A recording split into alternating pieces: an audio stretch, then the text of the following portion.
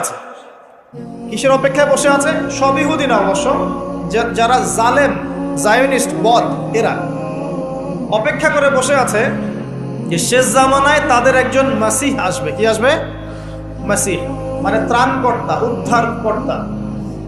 যেই মাসিহ আসলে পরে তারা সারা বিশ্বটাকে শাসন করবে এই জেরুজালেম থেকে। কোন জায়গা থেকে? নাম শুনছেন? কোন দিকে এটা? ইসরায়েলে। আচ্ছা, ইসরায়েলের না, এটা ফিলিস্তিনের। কার? এই জায়গার মালিক কে? এই জায়গার মালিক আমরা। এটা আমাদের জায়গা।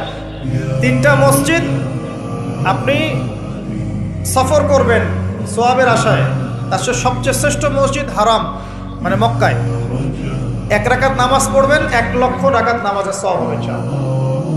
2 নাম্বার মদিনা, 1 রাকাত নামাজ পড়বেন, 1000 রাকাত নামাজের নেকি হবে ইনশাআল্লাহ।